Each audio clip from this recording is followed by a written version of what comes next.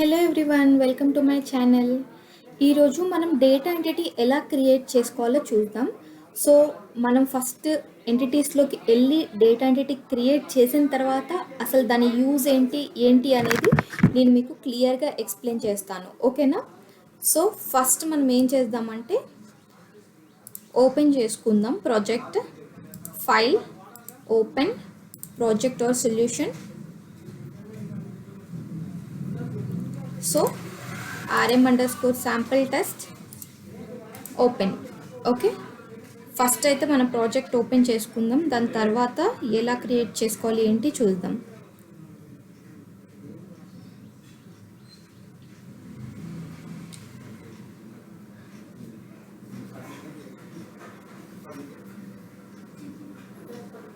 So load అవుతుంది. So ఈరోజు ఏంటి అంటే నేను అసలు మనకి బ్యాక్ ఎండ్ డేటా ఎంటిటీ ఎలా క్రియేట్ చేసుకోవాలి ఏంటి చూద్దాం. అంటే ఫ్రంట్ ఎండ్ ఎలా ఉంటుంది అంటే నార్మల్లీ ఫ్రంట్ ఎండ్లో మనము వెళ్ళాలి అంటే ఫస్ట్ డేటా ఎంటిటీస్ అనేది ఎక్కడ ఏంటి అవన్నీ ఎక్కడ సెలెక్ట్ చేసుకోవాలి ఏంటి అని చెప్పేసి వెళ్ళాలి అంటే డేటా మేనేజ్మెంట్ మాడ్యూల్ ఉంటుంది. సో డేటా మేనేజ్మెంట్ మాడ్యూల్స్లో ఈ ఎంటిటీస్ అనేవి ఉంటాయి అన్నమాట. సో అది మెయిన్ థింగ్. సో ఆ ఫ్రంట్ ఎండ్ అనేది నేను నెక్స్ట్ వీడియోలో నేను మీకు క్లియర్గా చూపిస్తాను. ఈ వీడియోలో వచ్చేసి ఫస్ట్ డేటా ఎంటిటీ అనేది ఎలా క్రియేట్ చేసుకోవాలి బ్యాక్ ఎండ్లో. సో ఫస్ట్ మనం బ్యాక్ ఎండ్లో క్రియేట్ చేసుకుంటేనే మనకు ఫ్రంట్ ఎండ్లో అది ఏమంటారు ఏ ఎంటిటీ అయితే క్రియేట్ చేసుకున్నామో అది మనకు కనిపిస్తుంది. కాబట్టి సో ఫస్ట్ మనం బ్యాక్ ఎండ్ క్రియేట్ చేసుకుందాం. నెక్స్ట్ వీడియోలో నేను ఫ్రంట్ ఎండ్ మనం ఎలా యాక్సెస్ చేసుకోవాలి ఏంటి అసలు డేటా ఎంటిటీ అనేది ఏంటి ఇప్పుడు చెప్తాను. బట్ ఎలా యాక్సెస్ చేసుకోవాలి ఫ్రంట్ ఎండ్లో అనేది నేను మీకు ఇప్పుడు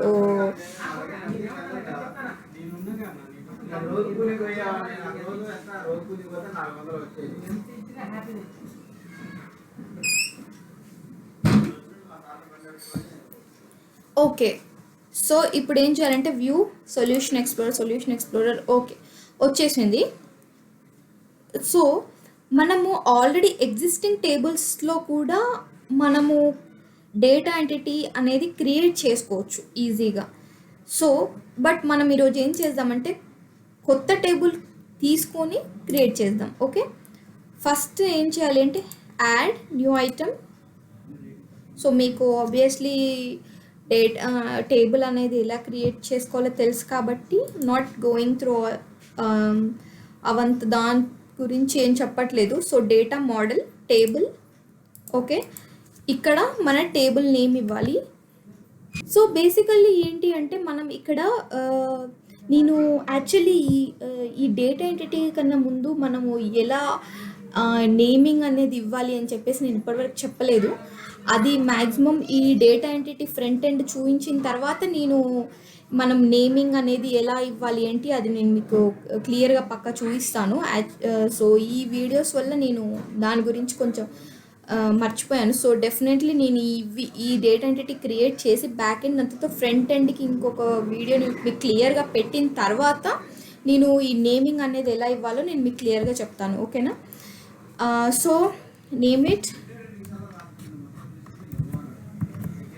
rm_data entity. ఓకే, సో ఇక్కడ మనం ఏం చేయాలంటే డేటా ఎంటిటీ సెలెక్ట్ చేసుకోవాలి. దాని తర్వాత యాడ్ పైన క్లిక్ చేయండి. ఓకే, యాడ్ పైన క్లిక్ చేసిన తర్వాత మీకు ఈరోజు సరే మీకు ఇలా డేటా ఎంటిటీస్ డైరెక్టివ్ కూడా మీరు క్రియేట్ చేసుకోవచ్చు. బట్ నేను చాలా షార్ట్కట్ చూపిస్తున్నాను. సో అది మీరు ఫాలో అయితే జస్ట్ ఒక 1-2 స్టెప్స్లో మీరు డైరెక్ట్గా డేటా ఎంటిటీ క్రియేట్ చేసుకోగలరు. సో ఇది క్యాన్సిల్ చేస్తున్నాను. ఇప్పుడు ఫస్ట్ మనం టేబుల్ క్రియేట్ చేసుకుందాం. యాడ్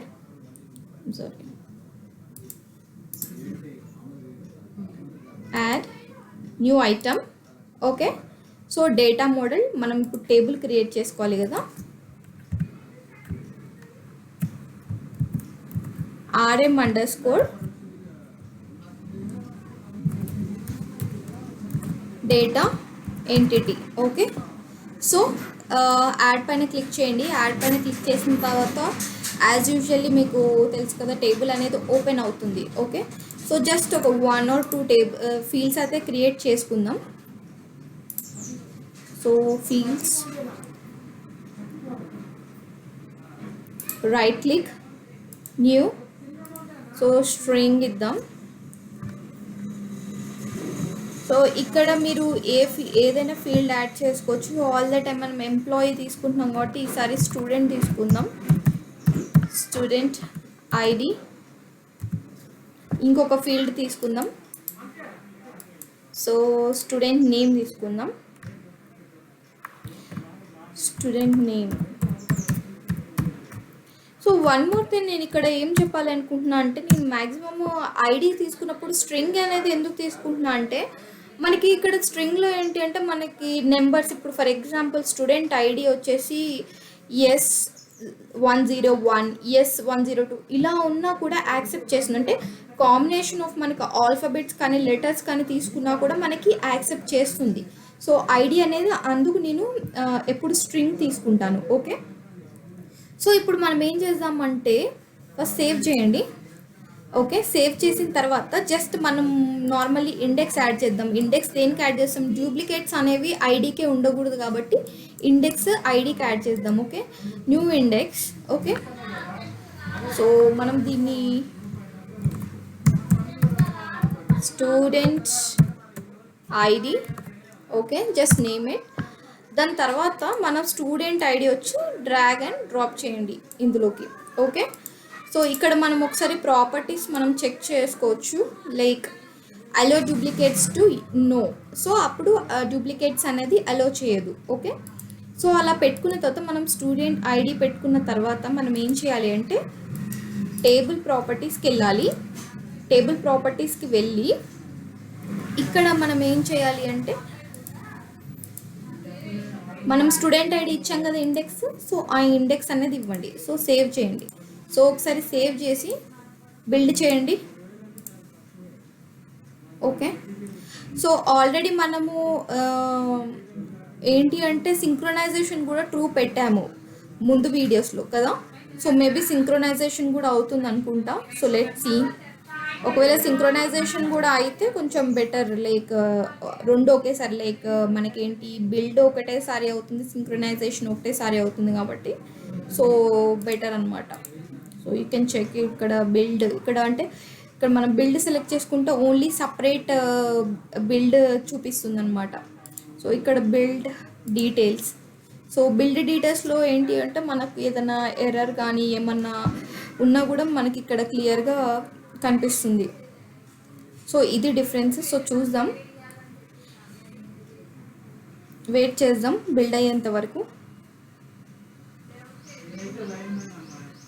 యా, మనకి ఇక్కడ చూడండి డేటాబేస్ సింక్రొనైజేషన్ కూడా స్టార్ట్ అయింది కదా. సో మనం ఆల్రెడీ సింక్ కూడా ఇచ్చేసాం కాబట్టి ఇక్కడ మనకి డేటాబేస్ ఓన్లీ బిల్డ్ చేస్తే డేటాబేస్ సింక్రొనైజేషన్ కూడా స్టార్ట్ అయిపోయింది. చూద్దాం కంప్లీట్ అయ్యాక మనం డేటా అండ్ డేటా అనేది జస్ట్ వన్ స్టెప్లో మనకి అయిపోతుంది. సో అంత ఇష్యూ అయితే ఏముండదు.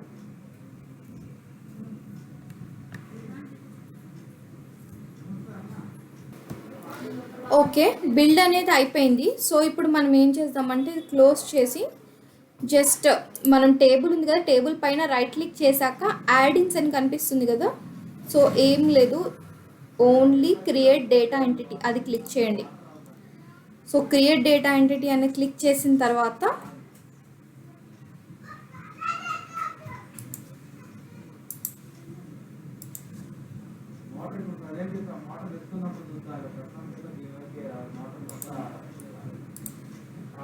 సో ఆ ఎర్రర్ ఎందుకు వచ్చింది అంటే మనకి ఇక్కడ ప్రైమరీ ఇండెక్స్ అనేది మనము ఆల్రెడీ క్రియేట్ చేసిన ఇండెక్స్ ఇవ్వలేదు కాబట్టి వచ్చింది. సో ఇప్పుడు సేవ్ చేయండి. సేవ్ చేసి మళ్ళీ ఒకసారి బిల్డ్ చేద్దాం.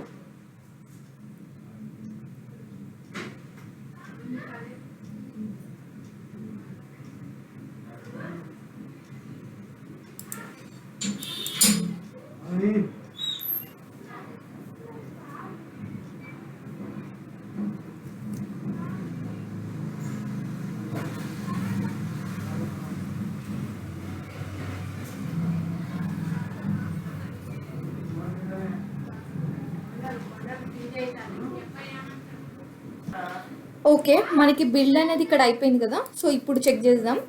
టేబుల్ రైట్ క్లిక్ ఇవ్వండి, యాడెన్స్. Okay, create data entity.